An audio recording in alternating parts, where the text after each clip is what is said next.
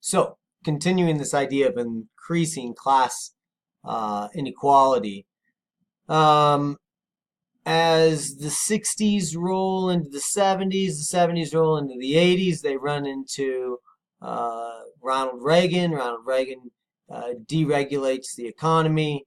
Um, we start to see automation and mechanization in the workplace, which eliminates a lot of need for the manual labor that you saw maybe in the 1950s, 60s, and 70s.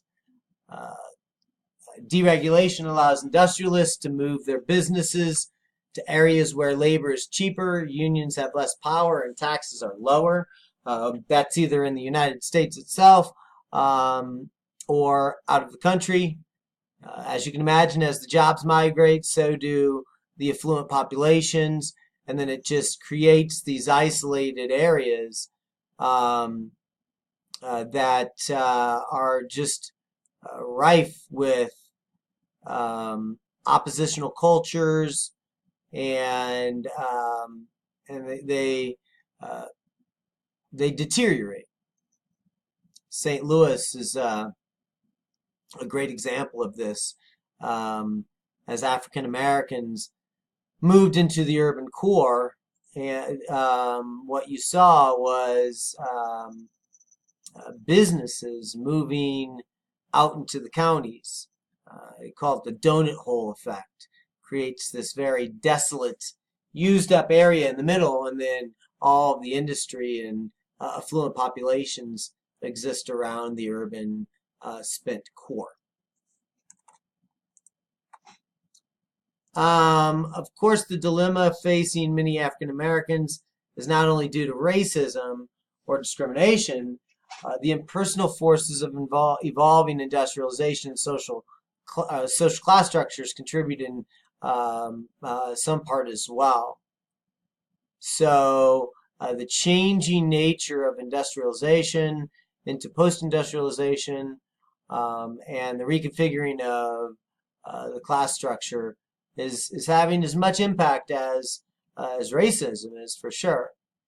Any progress that might have been made since the civil rights era seems to have been wiped out by the downturn in the American economy that began in 2007. So from the Bush administration and the policies and practices it put in place wiped out the rest of the advances that were made. In actuality, it seems that the size and prosperity of the black middle class was always less than is sometimes assumed. But when they were able to hang as enclave communities, they were able to use their purchasing power within their own areas and neighborhoods, and it made them more affluent than they actually may have been. We need to look at the institution of the family, especially in this idea of the culture of poverty. In a recent report by Royster, black and white graduates completed the same curricula and earned similar grades from a Baltimore trade school. Yet black graduates were employed less often in the trades for which they were educated to be working in. They had lower wages, they got fewer promotions, and they experienced longer periods of unemployment. After doing extensive interviews with subjects, it showed that white graduates had access to interracial networks, family and friends, of referrals and recruitment that linked them to the job market in ways that simply were not available to black graduates. This is where whites are able to use their privilege to gain access to jobs that those that don't have those networks can't. Royster's work demonstrates that the world of work is controlled by nepotism, cronyism, personal relationships, and networks of social relations that are decidedly not open to everyone. So the idea that the marketplace is open is somewhat of a false and naive way of looking at the marketplace. It's still who you know. And we tell that to everyone. Well, tap into your network. See who do you know that works there? See if they can get you a job. If you don't know anybody that works there, the odds of you getting a job there are diminished.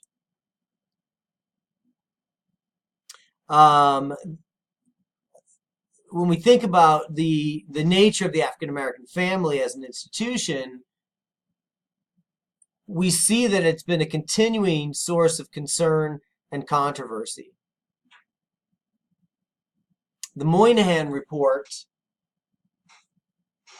which Patrick Moynihan placed out or submitted in 1965, locates the problem of urban poverty in the characteristics of the Black community, particularly in the Black family.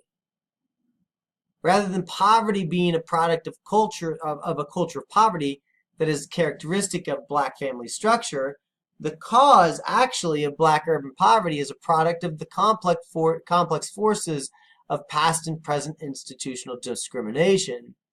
American racism and prejudice, the precariousness of the position of African American women in the labor force, and continuing urbanization and industrialization are clearly the causes of the decline of Black community in America. But Moynihan he believed that these structures were broken in important ways and needed to be fixed.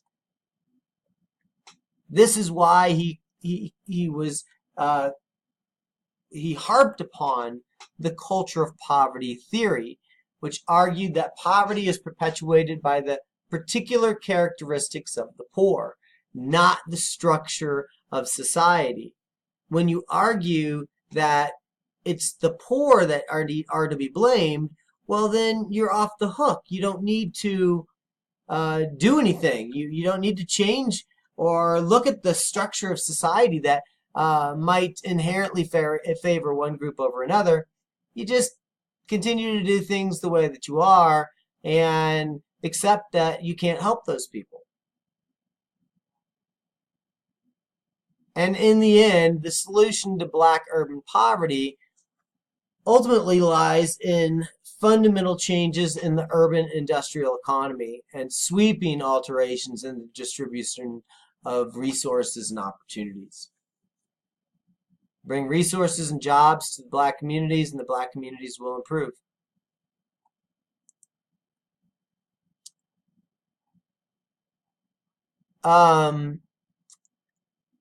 That brings us to mixed race and new racial identities. One of the important studies recently illustrated some of the possible identities for mixed race individuals.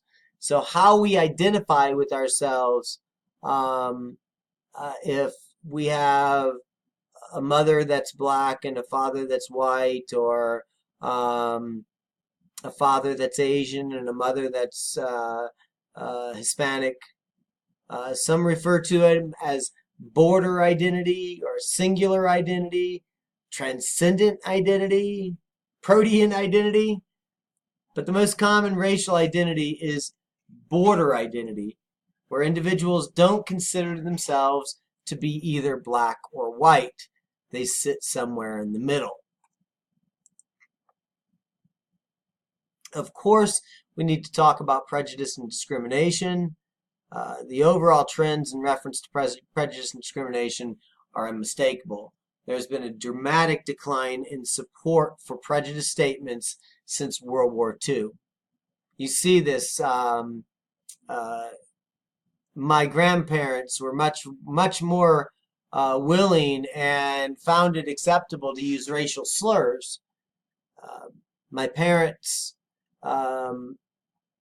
did not, but they were more accepting of them, and then their children weren't accepting of them at all. So you can see these changes until recently, and it's still not acceptable to say this, but there are certain groups that are using race, and I shouldn't just say certain groups, but you're seeing this used in the highest echelons of power.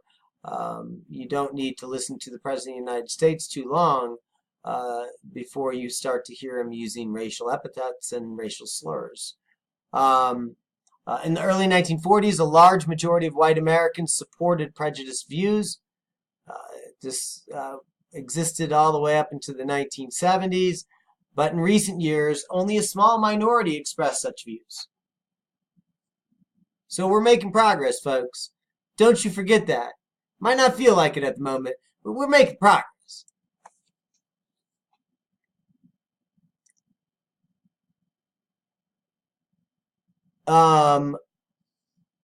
We have to keep in mind that even though data and research is saying that prejudice and discrimination are on the decline, as we talked about earlier, we have to accept that they're still out there. They have not completely vanished, and at this moment, they're starting to resurface. And this is very apparent in the rise of white hate groups, the calls to protect Confederate statues and memorials, and the idea of deporting DACA members and anyone else that lives in the United States on expired visas, or they're here illegally. There's a pushback against this concept of the browning of America as more people seek our shores to stop being persecuted and search for meaningful employment and a meaningful life. The predominantly white population in the United States, or at least a portion of it, is feeling threatened, and they're pushing back.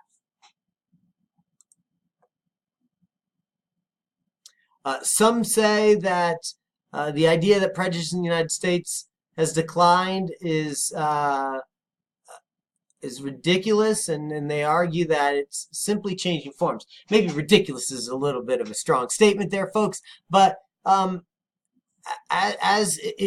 if you watch 13th, you'll see this. The same types of prejudice continue to exist. They have just taken different forms. We went from slavery to prisoners. So before they were slaves, and that gave us the right to incarcerate them and control their behaviors. But then they weren't, and we couldn't do that anymore. So we called them criminals and threw them in jail. So these forms of institutional racism and discrimination are not easily beat back. These scholars have been investigating symbolic or modern racism, a more subtle, complex, and indirect way to express negative feelings toward minority groups in opposition to change in the dominant-minority relationships. This modern institutional discrimination can be seen specifically in reference to when we're talking about modern racism. It assumes that there's no longer any serious or important racial, ethnic, or religious discrimination in American society. Any remaining racial or ethnic inequality is the fault of members of the minority group, and of course, demands for preferential treatment or affirmative action for minorities are unjustified. So this is the argument coming from the dominant population, that there's no longer any racial groups or ethnic identities or religious discriminations in the United States. So any of these divisions are now coming from the minority group. And of course, we shouldn't be helping these folks. Modern racism, as you can imagine, tends to blame the victim and place the responsibility for change and improvements on the minority groups themselves, not on the larger society. This is just another way for the dominant group to shirk its responsibilities in opening access to opportunity in the United States to those that come from disadvantaged